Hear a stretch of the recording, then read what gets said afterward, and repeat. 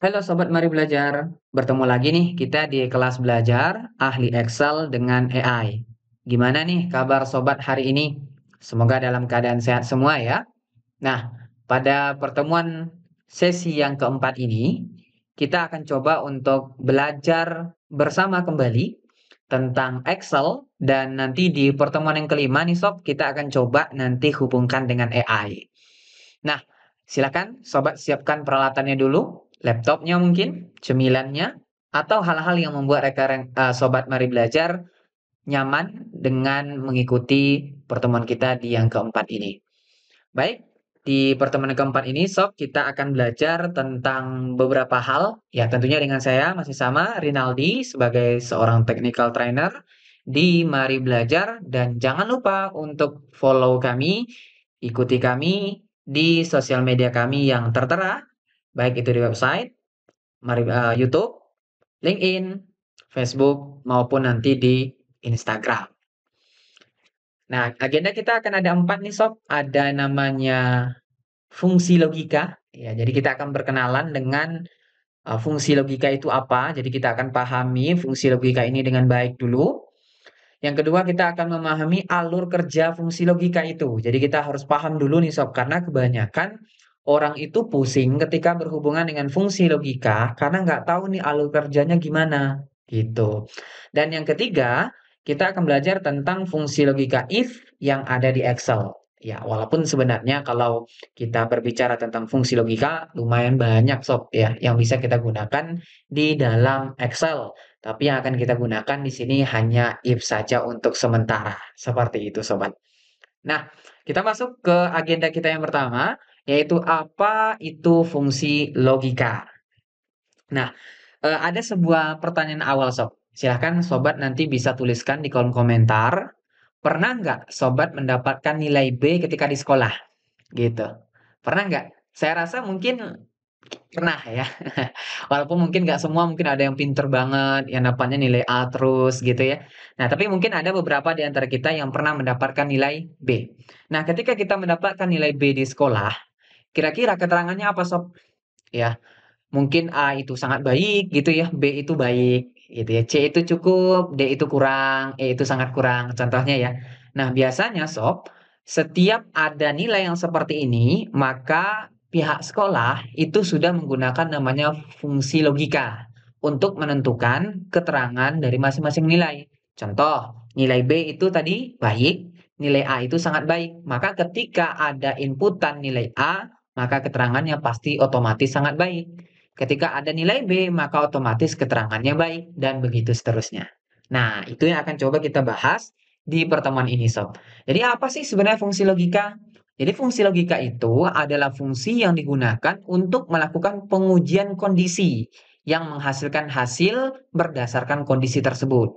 Nah, fungsi ini biasanya akan mengembalikan dua nilai, Sob. Nilai yang pertama adalah nilai benar atau true, nilai yang kedua adalah salah atau false, gitu ya. Atau juga bisa digunakan untuk mengambil tindakan berdasarkan suatu kondisi. Nanti setelah ini kita bahas.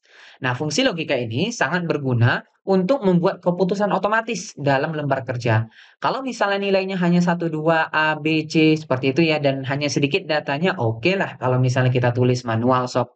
Tapi kalau misalnya udah ribuan, ratusan ribu, gitu ya, data yang kita miliki, wah capek juga tuh jari harus nulis manual satu-satu Sob.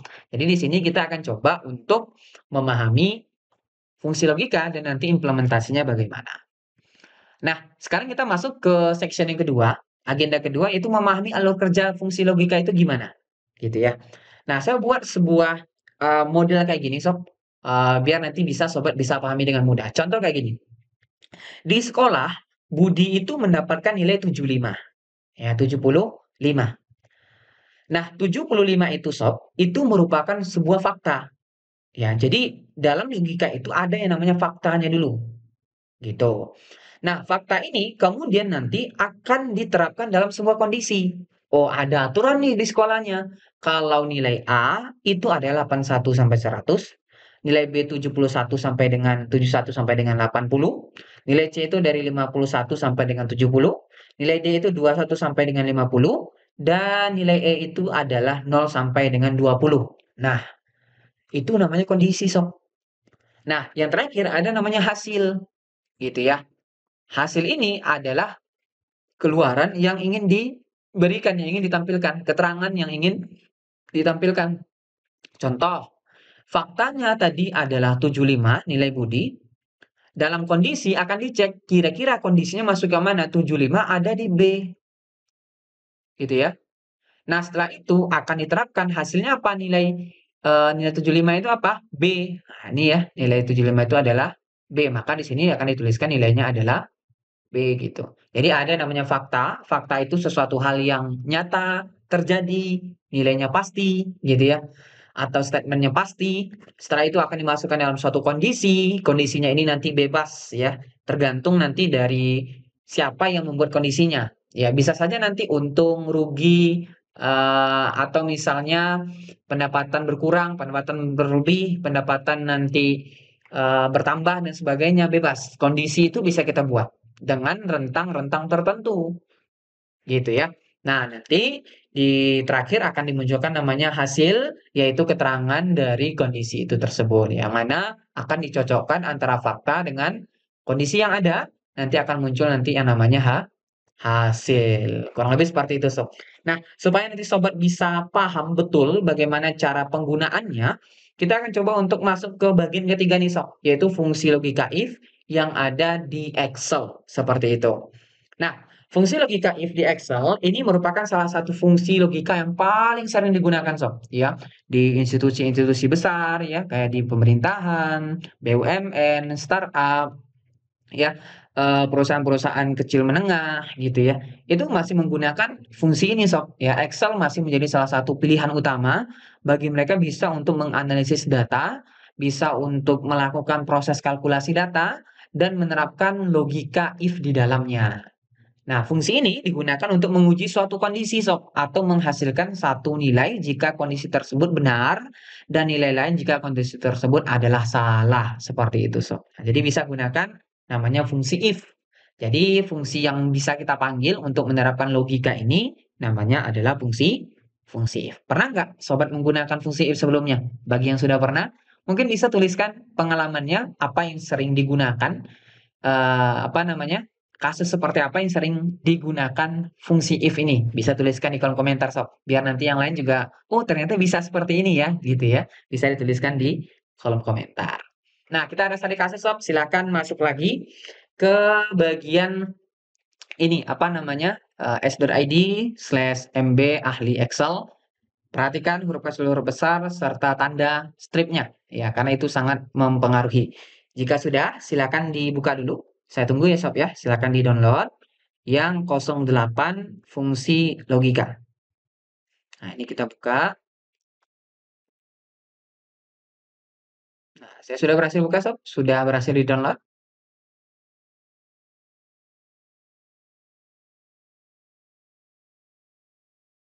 Oke. Nah, di sini kita ada studi kasus, Sob, untuk fungsi logika, yaitu nama siswa, mata pelajaran, nilai, dan keterangan kelulusan. Ini header-nya ya. Ada namanya Andi, mata pelajaran matematika nilainya sekian dan begitu seterusnya. Di sini kita buat rentang aja Sob ya, dengan rentang yang tadi, yang sempat kita pelajari sebelumnya di slide ya.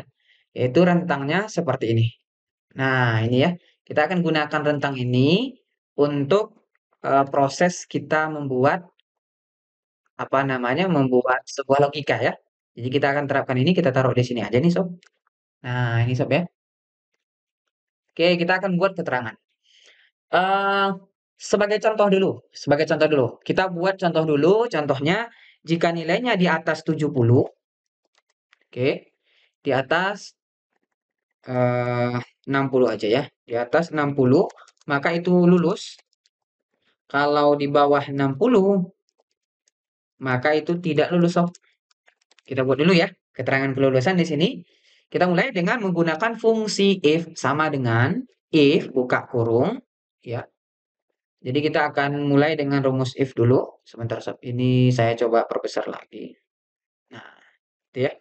Sama dengan if buka kurung.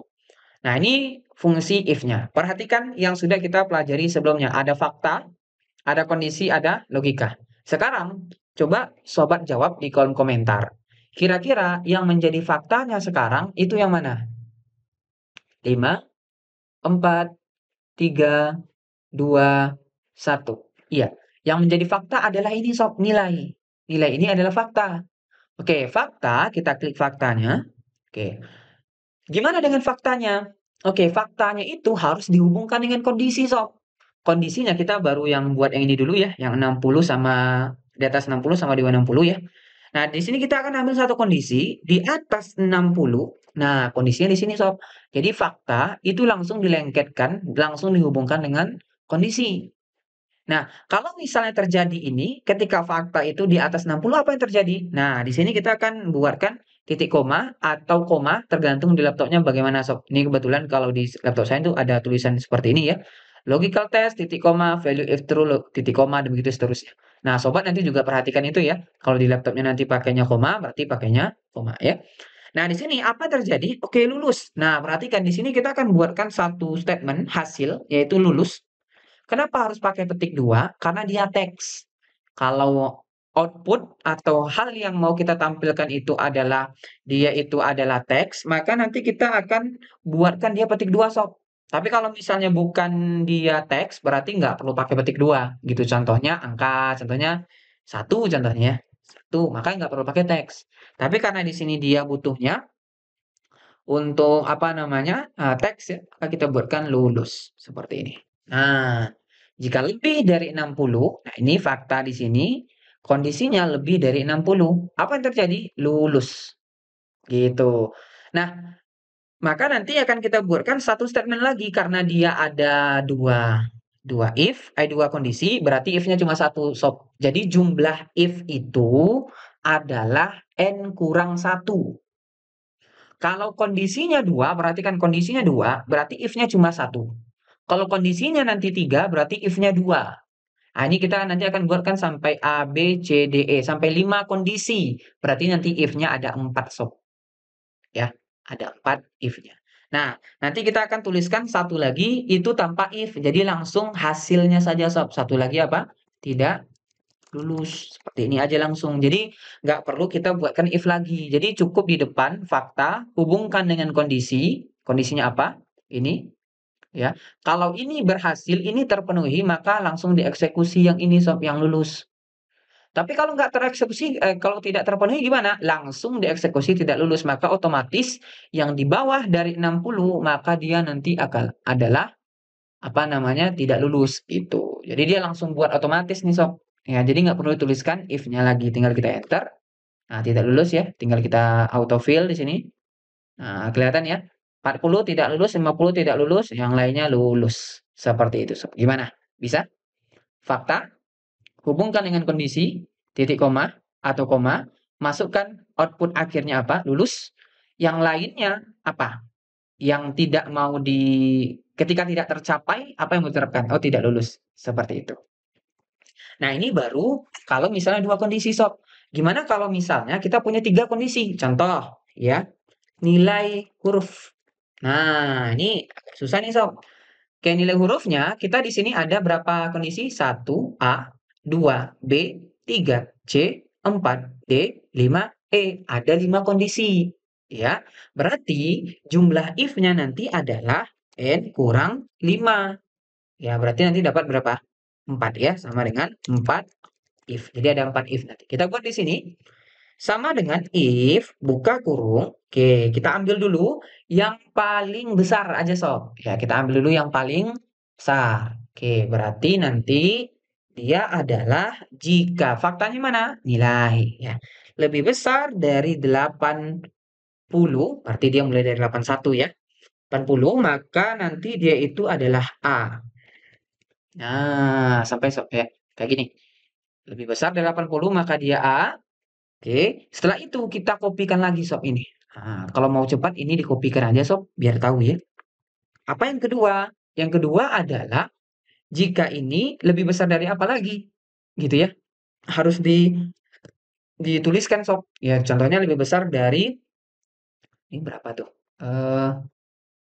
71 sob ya. 71 contohnya di sini berarti kita ganti 71 maka nanti di sini dia adalah B sob. Nah, ini B. Habis itu kita petik dua lagi, petik titik koma atau koma ya. Kopikan lagi yang tadi. Oke, ini yang lebih besar daripada 51 ya. 51.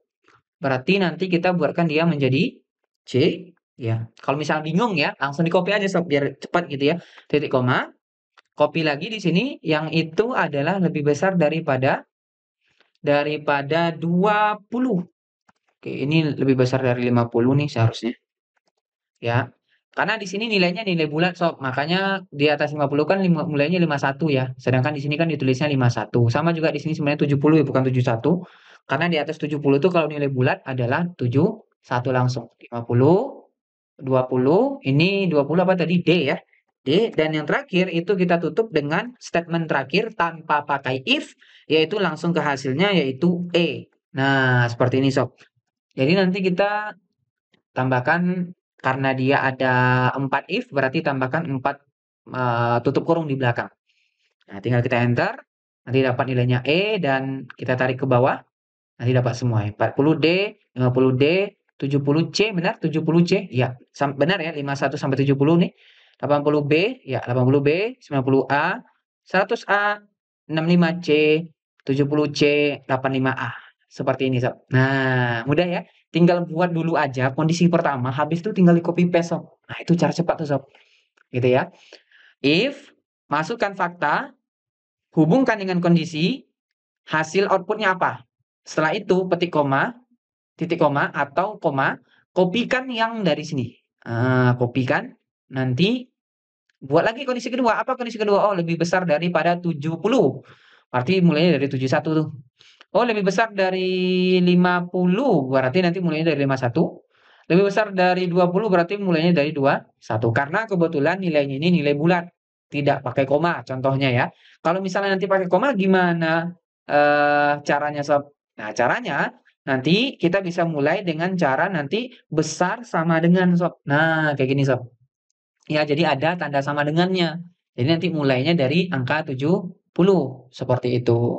Nah, itu sobat bisa nanti buat seperti ini. Tapi kebetulan karena kita kondisinya hanya seperti ini, hanya dengan bilangan bulat saja tanpa ada koma, maka kita langsung pakai ini saja dan kita sudah dapat nilai hurufnya. Seperti itu. Bisa dipahami, Sob? Mudah untuk bisa diterapkan? Oke, silakan sobat juga kerjakan hal yang sama. Kita akan bahas nanti di kolom komentar. Sebenarnya ada cara lain lagi nih sob, ya, yang bisa kita gunakan, tapi kita cukupkan dengan hal ini saja. Mungkin nanti sobat yang ingin mendalami Excel jauh lebih advance lagi dibandingkan ini, bisa hubungi Mari Belajar nanti untuk bisa belajar bersama. Seperti itu sob. Oke, baik. Kita sudah sampai ke cara kita menerapkan implementasi kasus logika untuk kelulusan siswa, seperti itu.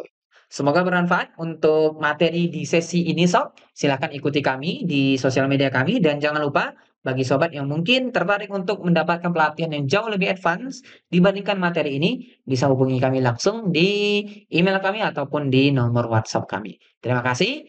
Mari Sob, kita bertemu lagi di video selanjutnya. Terima kasih.